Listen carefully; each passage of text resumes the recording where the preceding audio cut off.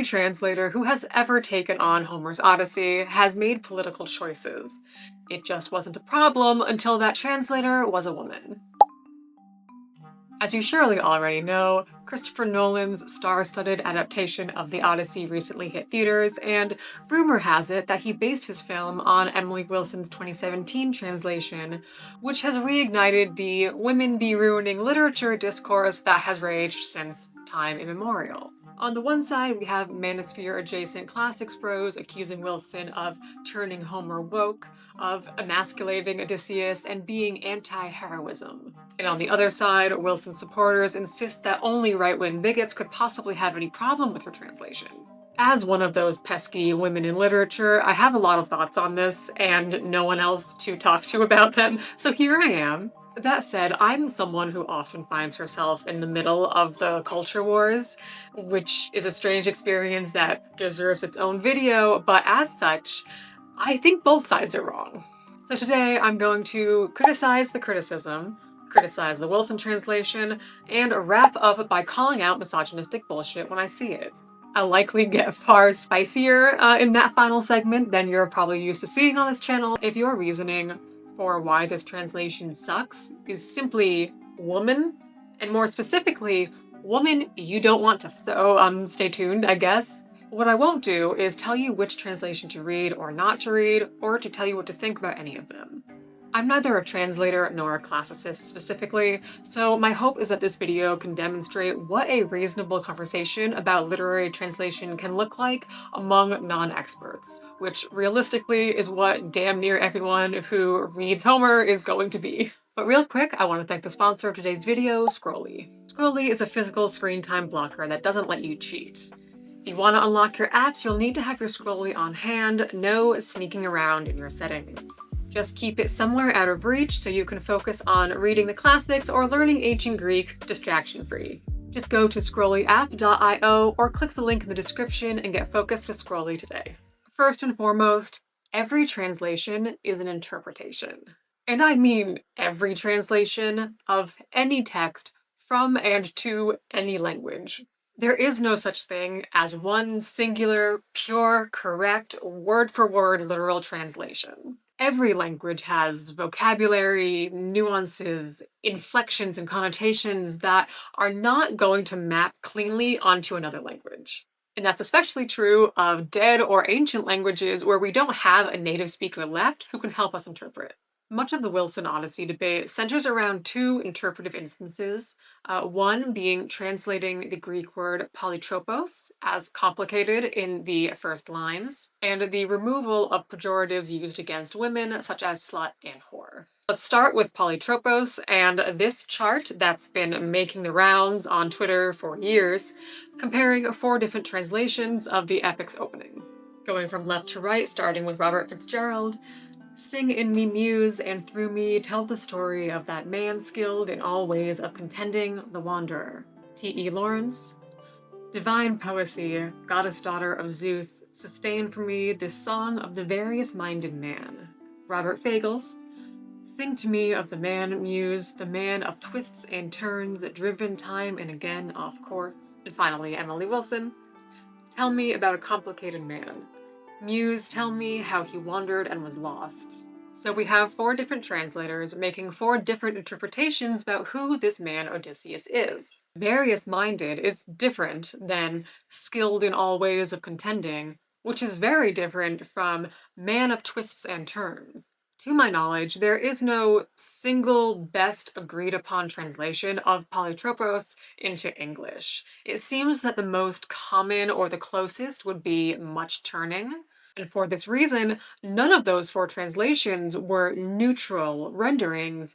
Each translator had to make a choice among all of their options. The anti-Wilson argument here is that complicated is just too simple, therefore Wilson is stupid and intentionally dumbing down Homer.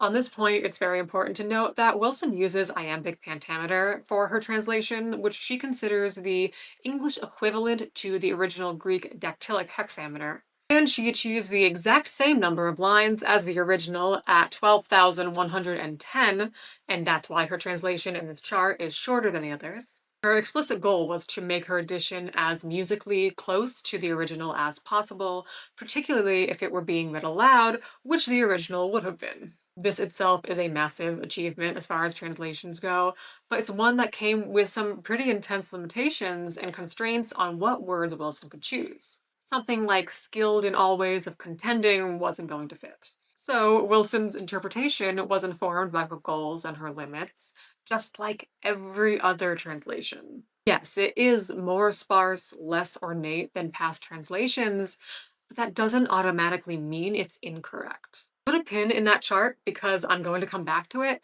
but let's just leave it there for now. Now, for the main accusation, Wilson is a feminazi hag who turned Homer woke. Naturally. So in Book 22 of the epic, after Odysseus has returned to Ithaca, he discovers that some of the slave women who work in his household have had intimate relations with the suitors who are plaguing the house. Most of the major translators in this book will refer to those women as sluts and whores, but Wilson simply calls them girls. Her reasoning for this is that slut and whore are not faithful to the original Greek. There is no ancient Greek equivalent found in the original text. Those are interpretations that previous translators chose based on their own biases. Does that sound familiar? So by choosing girls, Wilson isn't adding in feminism or adding in wokeness. She's stripping away the previous unfaithful biases in order to better honor the original Greek. I hate to break it to you, boys. Those boys, not any boys watching this. You're fine, it's those boys. Such an interpretation is a valid one. Being sensitive to previous interpretations of female characters and how those interpretations mesh or do not mesh with the original Greek is a valid way to approach the epic. You might not like it, and I'll give you a spoiler now, Wilson is not in fact my preferred translation, but we'll get to that in a bit. But it does not negate every other translation, and in fact I would argue that its existence alongside all of the others only adds to and enriches our understanding of the text. However, and here's where things start to get tricky, no one is above criticism. I do have some criticisms and some questions about Wilson's translation, and one of those questions is in regards to her modern eye towards women's roles in the epic and the dynamics between the sexes. Specifically in the book we just discussed, Book 22, there is some ambiguousness regarding whether the slave girls had consensual relations or non-consensual relations with the suitors. This point of tension doesn't seem to come up as often as the slut and whore point, and fingers crossed I don't get demonetized for that. Regardless, I think it's more important. Throughout her translation, Wilson is abundantly clear that the workers in Odysseus' household are slaves, which of course by and large would have been true. Eurycleia did not apply for the housekeeper position on Indeed. With the reality of the slavery in mind, Wilson translates these relationships as non-consensual. Here's Odysseus speaking to the suitors. Dogs, so you thought I would not come back home from Troy? And so you fleeced my house and raped my slave girls. And later in the book to Telemachus, take out the girls between the courtyard wall and the rotunda. Hack at them with long swords, eradicate all life from them. They will forget the things the suitors made them do with them in secret through Aphrodite. Conversely, Fagles translates those lines as, you dogs, you never imagined I'd return from Troy, so cocksure that you bled my house to death, ravished my serving women. And then later, march the women out of the great hall, between the roundhouse and the courtyard's strong stockade, and hack them with your swords, slash out all their lives, blot out of their minds the joys of love they relished under the suitors' bodies, rutting on the sly. Interestingly, ravished is a highly ambiguous word choice that could mean either violence or passion. Either way, the things the suitors made them do and the joys of love they relished are wildly different interpretations and are quite opposite, really. And I simply don't know which is more accurate because I don't know ancient Greek. Given her perspective on the previously mentioned pejoratives, I can't help but wonder if Wilson perhaps is softening the severity of the girls' transgressions and kind of letting them off the hook, for lack of a better term, because clearly Odysseus thought that death was the proper punishment, and a very gruesome death was the proper punishment for their acts. But then on the other hand, I have to wonder, is Fagles inserting for a lack of a better term, victim-blaming sort of bias that was much more common in his day, in the 90s, mid-90s when this was published, and giving the girls more agency than they actually had. Truth be told, the Fagles was the first edition I'd ever read, and granted I was still in high school, but it seemed obvious to me through his translation that the girls were actively choosing the relationships that they had, and it never occurred to me that they could have been non-consensual until I read the Wilson. And although her interpretation came as a bit of a surprise to me, I do understand why she might have chosen it. But at the same time, because I can't read the original, I simply do not know which is correct. Hello, Editing Joe here, coming in to clarify because I could not possibly have chosen a more difficult topic.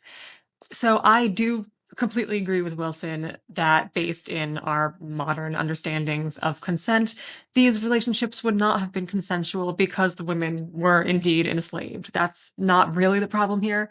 But I don't think Homer would have agreed. So I suppose my overarching question is, should we be reading this text from a more modernized lens, or should we be focused on how Homer would have thought and how he probably would have wanted to present this moment in the story to us? Which maybe Fagel seems to be doing better, but then again, the only way that I can resolve this tension is if I go learn ancient Greek and translate it myself. Or at the very least, read multiple other translations and commentary about those translations and compare them all and then hope to come to a conclusion. But barring all of that, I have to be able to hold those two contrasting interpretations together and live with that tension. Speaking of comparing translations, let's pull out that chart from earlier.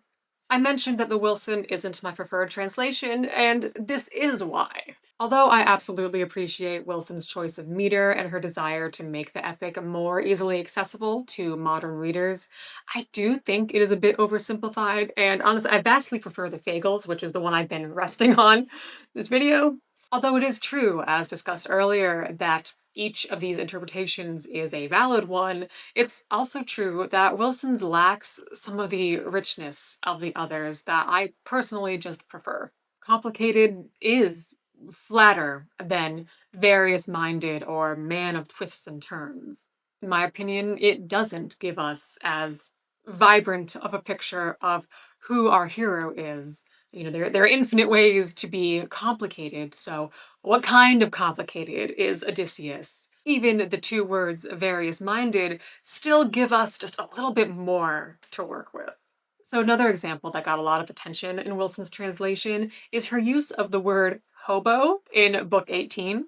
So Odysseus is back in Ithaca, but he's disguised as a beggar, and he's just had an altercation with the head suitor Eurymachus. And in the Wilson translation, Eurymachus says, "You nasty hobo, I will make you pay for showing off in front of all of us." Nasty hobo is just a weird choice, in my opinion, and I understand why she chose it because of the iambic pentameter, but it is just so anachronistic that it pulls me right out. Just jumps off the page and pulls me out of the narrative.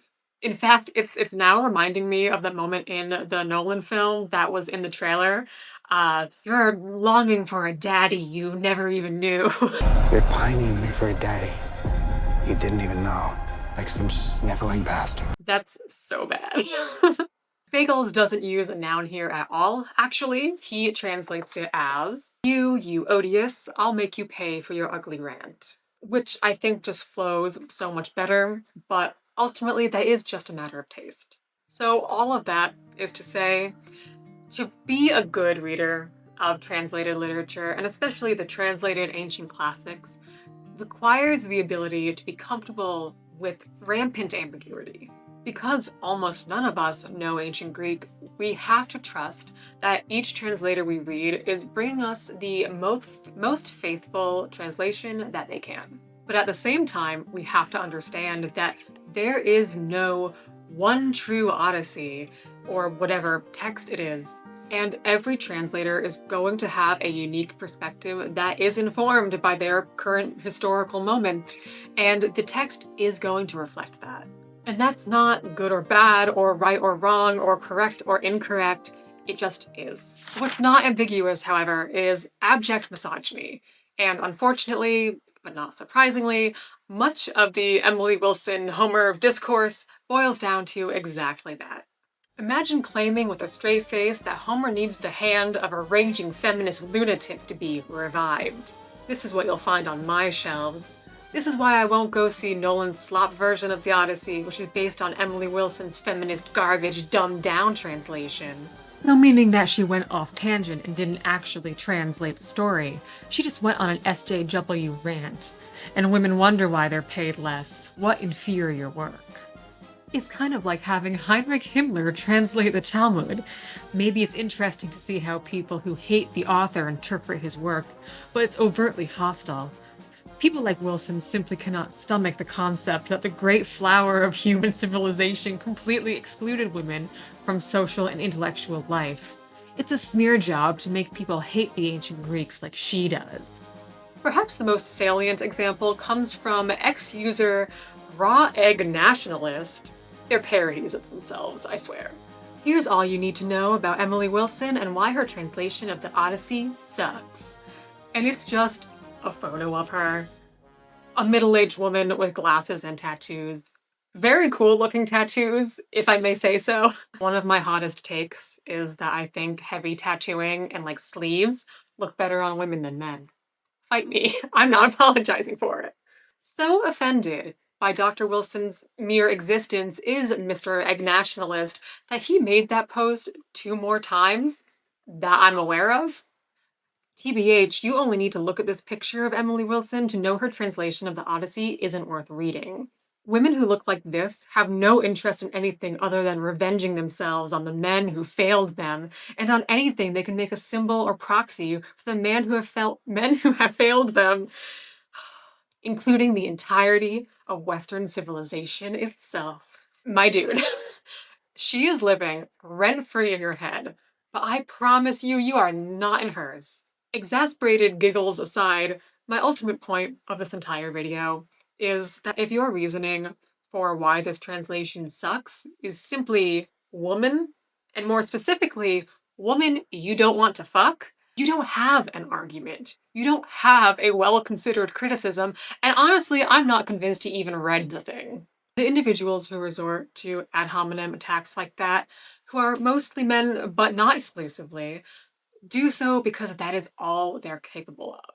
Their posts portray a profound insecurity and the fact that they're easily threatened by a woman who is more intelligent than they will ever be. So we've established that every translation is an interpretation, and every translator has biases and goals and makes choices. I hope it's also clear by now that those choices only became so highly politicized when a woman made them. No one is retroactively accusing Robert Fagles of a misogynistic or male-coded translation, even though he's one of the translators who uses slut and whore and possibly glossed over non-consensual sex. It's only a problem when a woman points out a man's bias, and what these manosphere dude bros are really fighting for is not Homer's legacy or the sanctity of Western civilization. What they're fighting for is their right, or what they believe is their right, to continue treating women like second-class citizens and get away with it. Make no mistake, men like Mr. Egg Nationalist want to call us sluts and bitches and whores, and they want to believe that their hatred has ancient precedent.